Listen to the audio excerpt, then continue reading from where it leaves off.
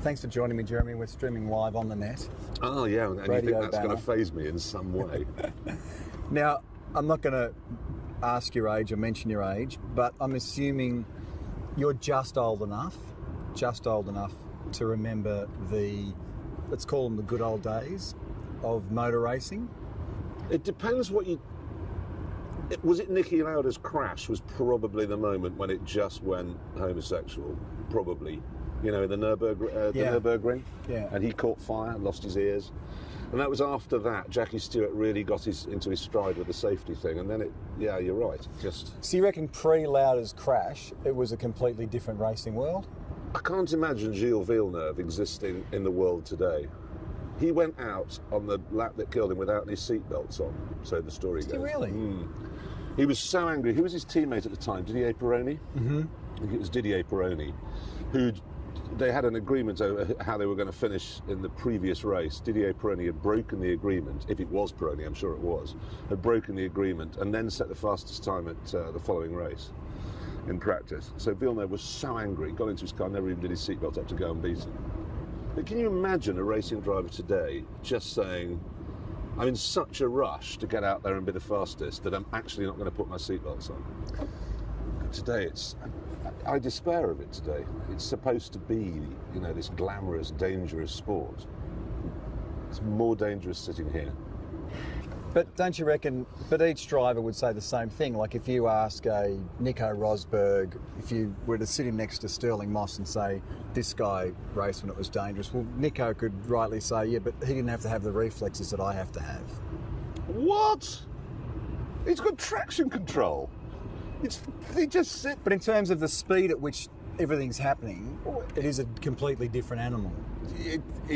I would say that Sterling Moss, and this is way before my time, Sterling Moss had it much tougher. And in terms of reflexes, feeling what those are, I've driven some. Have you ever driven those? You know, as it moves, it's no point thinking, well, the traction control will get there. You've got to get it, and you've got to know how much opposite lock to put on. You've got to know how to balance the throttle. You've got to know all of those things. And you've got to remember in those days as well, the difference between when they were going 11 tenths and 9 tenths was immense. You used to be able to go from the back of the field to the front just by being committed. No, I disagree. I think that the reflexes of people like Sterling Moss would have been more impressive than Nico Rosberg's today. Well, who knows? Nico Rosberg could be brilliant. We don't know because the car is masking everything. The electronics are so much quicker than anybody's brain. So how much better do you think the racing would be without, what would you take away? Traction control, traction control, stability, for sure. ABS? I'm not scientifically minded enough to know how to get to mend the aerodynamics, but they have the aerodynamics committee now in Formula One, and they're looking at ways of removing whatever it is that means that the car behind can't follow closely. I agree, by the way. I mean, I think olden days and events like Targa Florio, Mille Miglia was really where it was at for drivers. Would you agree? Without a question of doubt. I mean, without the cars were. It's muddling up grip and handling is another big issue. You know, Formula One car has immense grip, but from what I can tell, lousy handling. You know, there's that sudden twitching. It's all so quick, whereas in the olden days it was much less about grip and much more about handling, which is a driver-led event in a race. Mastering a car that doesn't handle particularly well, or even if it handles very well but has a small grip, requires immense skill, particularly when you've got curbs, trees, lampposts, and as often as not spectators here when you're going 150 miles an hour. The Targa Tasmania has elements of that because it is one of the last events, you know, where you get to race on public roads, and yeah, the spectators are supposedly in safe areas and all that sort of stuff, but you know, you make a mistake on a track, run over the curb, maybe hit the kitty litter, maybe bounce off a tyre barrier, but make a mistake on a road course and anything can happen. Look what happened to... So you're going backwards through the pearly gates on fire. Where are the women? It is. Yeah. No, you are. You're dead. You're dead. I mean, there can be no other way. And apart from anything else, you're in road cars in Tasmania, presumably. Yeah, well, yeah, modified road... Yeah, exactly, modified road cars. Road cars are designed to run into one another at 30 miles an hour in traffic accidents when you're setting your sat-nav. They're not designed to hit lampposts sideways, which modern racing cars are. Or trees. Or trees, yeah. Yeah. For the young person growing up today, I mean, you think of, not just, I'm not talking downtown London, I'm just talking the way that the laws have changed, the ways that, traffic has changed from when you were a kid or even when I was a kid. I'm only in my late 30s, but it's dramatically changed since when I first got my licence. Do you think the days of someone growing up and having a real earthly kind of car connection is dwindling? No, I don't. I think the traffic's bad. We're sitting here right in the middle of London now, and I've been to Sydney often enough and know that the traffic can get pretty bad there too. But the fact of the matter is that, they say, if you lined up every new car sold in Britain today, you could fill the M1, all the 3 lanes. But yeah, you fill the M1, but there's still thousands of miles of road that don't have any cars. I came down to London last night about 10 o'clock. It was just fantastic. You occasionally come along a car, drop it down into 3rd floor, you're breaking into the corners, you're feeling that sensation of the whole car moving around underneath you. This is, the busiest time, a green monster breathing down our necks. No, absolutely not. The passion is still there. Even when I got into London last night, there's an area just to the west of London, very popular with people who like to put big bass speakers in their cars, and huge wheels and what have you. So you come through this area, and there they all were last night. Boom, boom, boom, boom. But it's a different thing they're looking for from the car. But nevertheless, it's still a car-based culture. So whatever it is you're into, whether it's racing through Tasmania, or belting through the English countryside, or sitting in South Los Angeles with your car going up and down pointlessly like that, it doesn't matter. The car is still the basis for the fulfilment of a billion kids' dreams. What do you look for? Do you have a list of things that you look for when you connect with a car, or do you find that indescribable? It is hard. It's hard to say. It's like if you take the new Audi R8 as a classic case in point. There is a car that just, as far as I can see, is faultless. It rides unbelievably well. The handling is extraordinary. For the first time ever, Audi has managed to make four-wheel drive really work. Mm-hmm. And yet, I couldn't buy one. It just doesn't. There's that final, indefinable strata that's missing somehow from it. Brilliant, brilliant, brilliant car, but it doesn't go. Now the Lamborghini Gallardo, twice as expensive, built by Italians, which means badly, and it's brilliant. And I've got to have it. Are you able then, given that experience, talking about the R8 and stuff, to ignore the numbers? Do you find the numbers? Do you think we get numbers obsessed? Well, I do. You ignore them? No, I do. I get numbers obsessed. But the fact of the matter is that while the numbers, like on an R8, all add up, mm-hmm. they don't add up to anything. They add up to just something you don't particularly want. They're impressive. Koenigsegg, there's another classic case in point, this Swedish supercar, and mm-hmm. numbers are immense. Numbers are sort of thing that God was sitting at when he was building the Earth. Right, what do I need? I need 8 billion trillion tons of hydrogen, and I need this of iron ore. That's what Koenigsegg were using to build that car. Don't want one. The 911, you're a 911 fan, aren't you? I do like 911s, but I do prefer XB GT coupes. But that says it all, you see. The 911, there it is, the driving pinnacle, the point of the Mount Fuji. There it is, the little white bit on the top is the 911. Don't want one. You don't want one? No. You don't get it? No, I don't get it. It's numbers. Numbers help you quantify when you're reviewing a car on television or in the newspapers, but they can't really. They're not the whole story. So, given what we were talking about, being able to ignore, on paper what looks a logical thing or a good thing, can you then relate to my love of the XB GT Falcon? Well, completely. I mean, perhaps not the XB GT Falcon. Are you familiar with the XB GT Falcon? I am aware of what it looks like, and what it looks like is a Hillman Avenger. Can I show you a photo? Show me a photograph, because I mean, in my mind, it's a Hillman Avenger. Hillman Avenger. I think they have a lot of them in New Zealand, Hillman Avengers. In fact, I think they call it a modern car over there. First photo I'll show you is how it used to look. Okay. Don't laugh. Okay.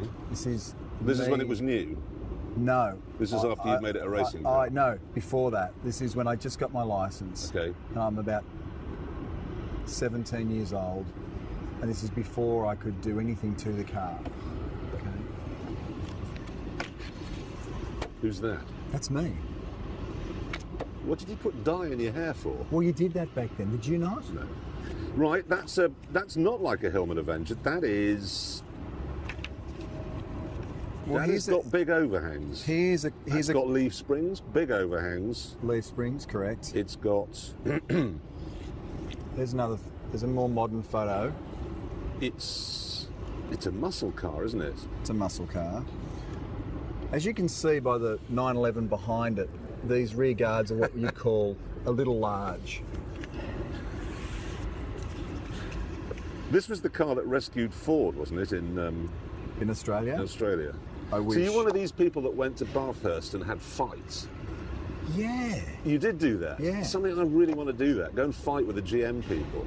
Now, here's a photo of what the car looked like before I decided to fix it up. It was in what you call not great condition. Am I looking there at catastrophic understeer? You can tell by a photograph. Is that catastrophic understeer, or are you just pulling out of a junction? I'm gathering the spectators are giving me an indication that you're actually in some kind of a race here. The helmet's giving me that impression. Yeah. I'm not seeing a lot of blur going on, but I'm seeing quite a lot of lock. A lot of understeer. Funny you should mention that. This is to show you. That's what it was like when you took out the interior trim. Or This is what it was like after having owned it for 25 years. You owned it for 25 years. Mm-hmm. You never got rid of your first car. Do you think that's unusual? No, but it's weird you should say, because my first car was a Ford Cortina 1600E. Now this was a car that was Great a wooden car. dashboard. Do you remember the one? It dipped down dashboard, 4 dials on it. Then you got the 2 main ones, leather steering wheel, bucket seats, 1.6 cross-flow engine, amazing car, rose style wheels, twin headlamps, brilliant. Sold it inevitably, well not inevitably in your world, but I sold it, and then many years later there was a TV show over here reunited me with it, and it had been destroyed by this imbecile. The actual car? Well, the car was rusted away, and he just left it in front. I have never wanted to lean across a table, plant one on it. Do you have any idea how much love and attention I lavished on that thing, and you've just let moss grow in it? So I'm interested. You should have hung on to a car for 25 years. So then, after 25 years of ownership, decided that it was, it was owed the kind of rebuild that it deserved. So quite an extensive... These pipes are they're worth more than the car. Oh yeah. So we took it back to that. Whoa, a bare metal rebuild. Yeah, I love your work. And we ended up... Is that we? Do you actually get... Ooh! It's like a Dodge Charger. Are you now thinking this is the missing link in your garage at home? No. You see, the thing is, you people that live in really big countries, you like big cars. But I have driven a great many muscle cars. Mustang 390 GTs, Hemis, Roadrunners, even big Corvettes, Callaway Corvette twin turbo. Mm-hmm. They're all crap to drive. Immensely powerful. They make a great noise and they look wonderful. And I look at that and go, oh, yeah. And I also love the Pirelli P7 look-alike tyres. And I like your wheels. I like the deep dish wheel. You see, I like that very much. You ready for this one? Look at this. Yeah. I can see the visual. Honestly, I can see exactly. There it is plain. No. I bet when you get home and you get into that, do you keep it at home? Sometimes. Not all the time. Close the door. You feel pretty good and start it. It's a V8, obviously. It's 600 horsepower, 408 Windsor, yeah. 600 horsepower, so broadly the same as you would get in a Ferrari Enzo. Thereabouts.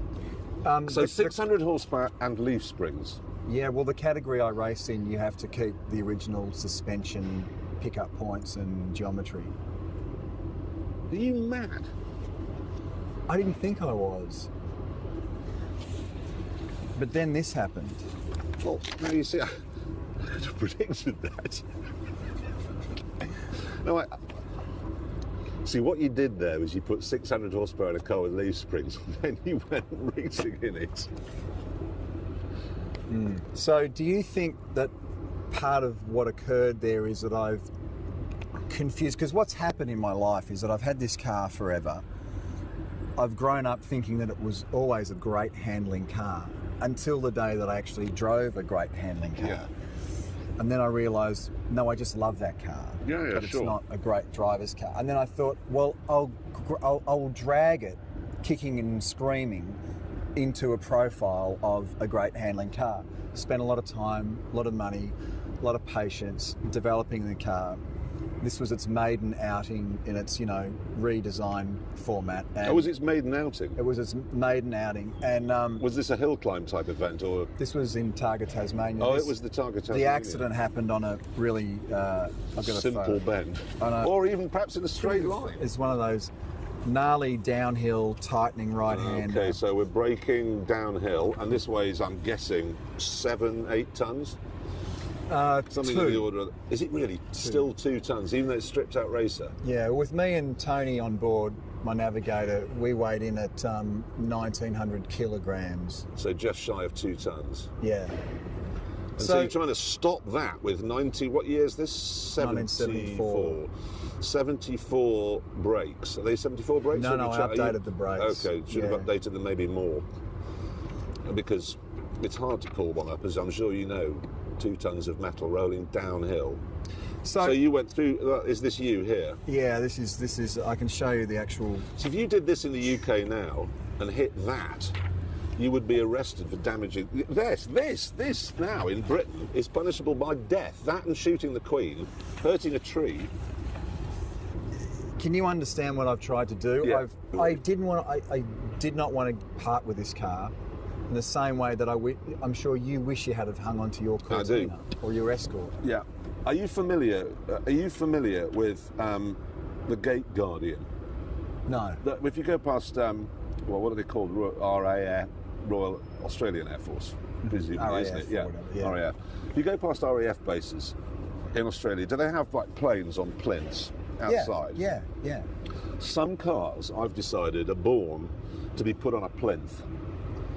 And now, my old Ford GT, when I say old, obviously it's relatively new, that car was specifically designed to go on a plinth. It was not designed to go on the road. It was a beautiful, beautiful thing. You'd stand and go, that's mine!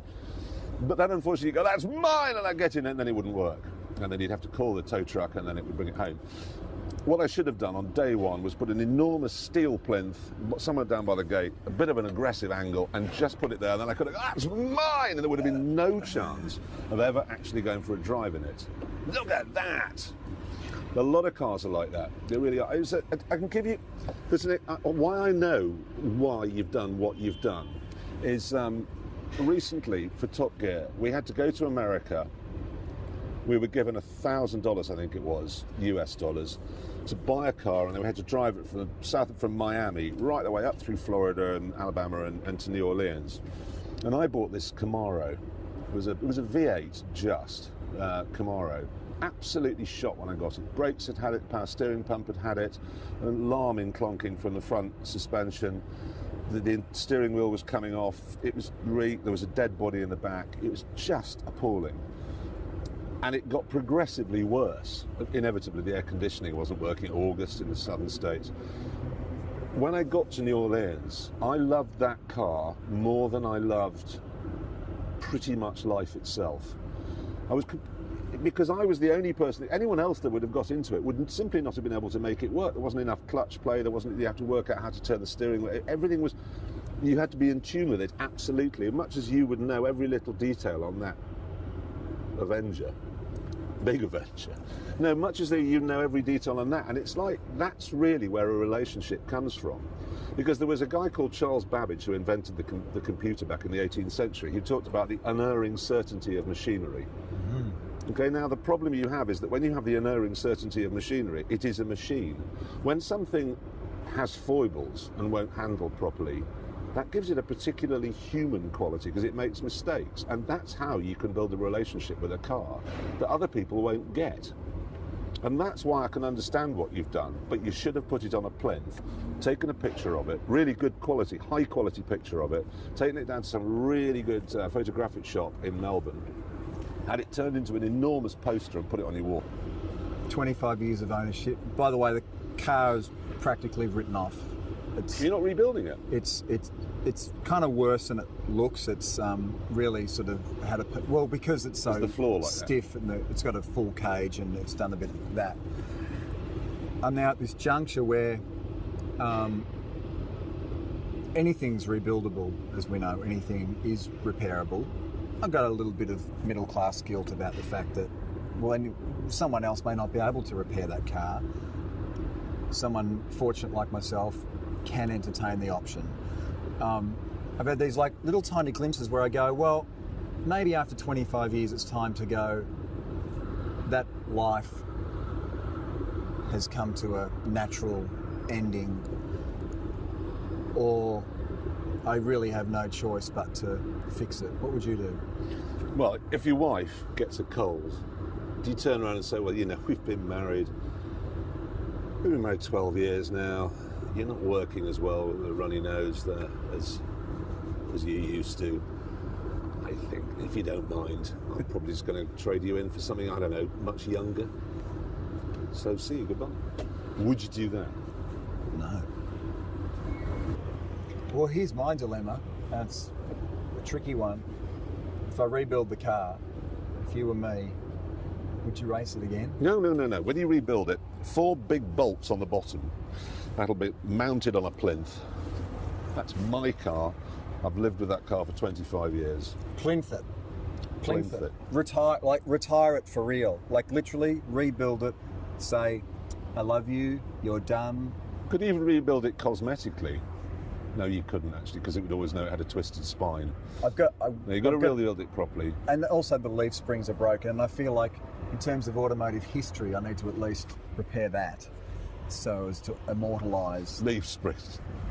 When will people realise they're okay on prams? They really don't work on cars. Bless. I've left wiser. Well, I don't think you have. Hopefully you've left emboldened. You're going to get on the plane now emboldened with a desire to get back home. Plinth the car. Plinth the car. Plinth my ride.